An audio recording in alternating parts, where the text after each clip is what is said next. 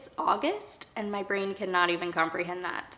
Also, we're about a week into August, and I haven't even filmed my July wrap-up. I'm filming a book haul instead, so hashtag winning. So yes, I did it again. I'm a sucker, and I bought the books. I have no excuses other than I'm a crazy person, so let's just get into it. The first book I got is Tell the Wolves I'm Home by Rifka Brunt. I got this book around 4th of July, I think. It feels like ages ago. I got it at this cute little used bookstore near my parents' house at the beach.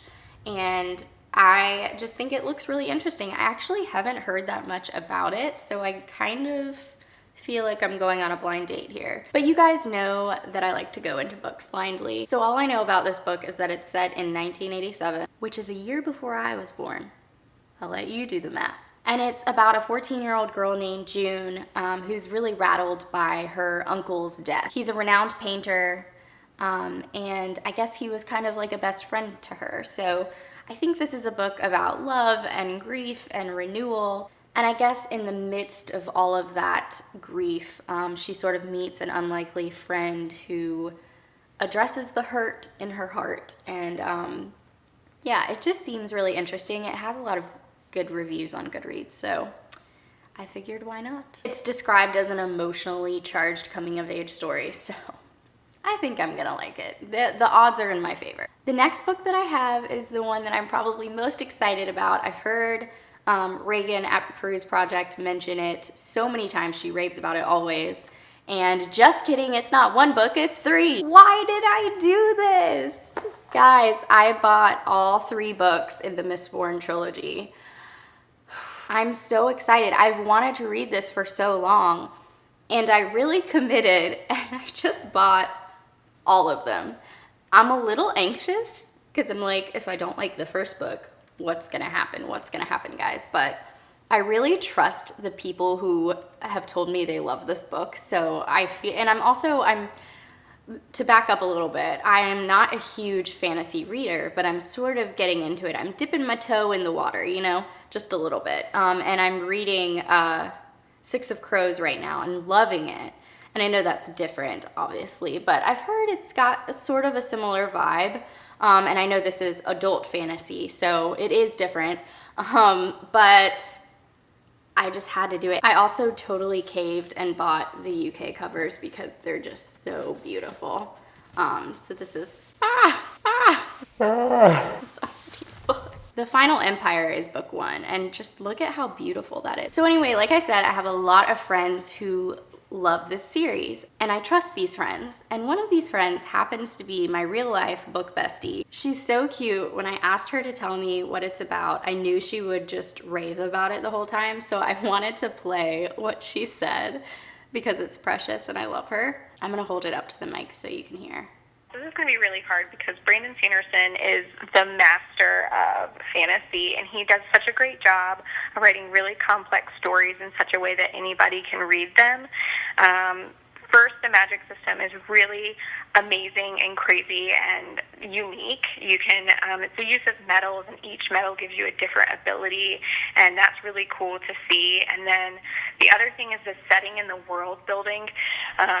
We have this society that has been oppressed for a really long time by the Lord Ruler, and finally in this the start of the series we're starting to see slowly these people groups who have been oppressed starting to rise up against the Lord Ruler very slowly and very precautiously, and it's just really beautifully done. It's set in a medieval fantasy society, of course, but ash falls and trees aren't green, they're brown, and it's really eerie and creepy and beautiful. He does such a great job of that. The other situation that I love is the main character, Vin, start of the story is lost and broken and without family, and she doesn't understand what belonging is, and she gets brought into this misfit group, and Kelsier, who's the main protagonist, does such a beautiful job of showing what adoption is and what to give somebody a sense of belonging.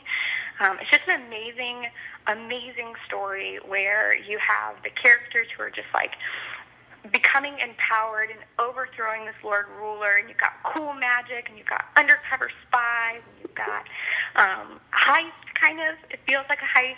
It's just so intricate, so beautiful, so well done. I can't wait to read the second one. It's amazing, amazing, amazing, amazing. I mean, how cute is she? I really hope you could hear that because I love her. She's great. So anyway, I'm very excited about the Mistborn Trilogy for all the reasons that Tracy listed. Now, some of you know that I happen to be married to a wonderful man and reader who is reading the Red Rising series. And since I firmly believe that what's mine is his and what's his is mine, I'm gonna count his June book haul as my July book haul. So yes, I did it again. Bought another trilogy. This is the Red Rising trilogy. We've got Red Rising, Golden Sun, and Morning Star. Aaron finished the second one last night, so he's gonna start Morning Star. This is actually a friend's copy, so we need to buy the third one. But this has been so fun having him read this series, and I'm really excited to read something that he's excited about because we normally don't read the same kind of stuff. The main character, Darrow, is a Red from Mars, and Red is the lowest class of people in a fractured, futuristic society built upon, deception and greed. When he discovers an important truth, he is driven by love and revenge to rise to the challenge to bring justice and equality back to society. So that's really all I know about the Red Rising series. Aaron wanted to tell me more about it, but I'm just gonna have to read it to see for myself. Oh, also Red Rising is by Pierce Brown. Mistborn is by Brandon Sanderson. Did not say that earlier. The next and final book I have is Sweet Bitter by Stephanie Danler. It's a beautiful cover as well. Got a lot of pretty covers this month. I've been really excited about this book. I've seen it a few places on BookTube and Bookstagram and Goodreads, but there's not a whole lot of hype about this book right now, but I think I'm really gonna love it. It's described as a coming-of-age debut novel with really, really beautiful language. It's about a 22-year-old girl named Tess who moves to New York City and kind of gets into food culture. She sort of lands herself a really coveted job in a restaurant in New York City. And what she learns there, sort of like food related and otherwise, shapes her in many ways. I believe there's a love triangle involved in this book, and there may or may not be drugs as well. I'll keep you posted. But I loved the blurb about this one. It's described as a story about the power of what remains after disillusionment. So I'm really excited about this. So those are all the books that I bought in July, or my husband's books from June. I'm really excited about them. I'm hoping to pick them up soon, but I also have a pretty lengthy TBR, which that video will be coming out soon. I'm going to film a wrap-up and TBR video. It will happen. So thanks for watching my book haul. Let me know down below if you've read any of these books or if you want to read any of these books. And I will see you guys soon with a wrap-up and TBR video. Bye!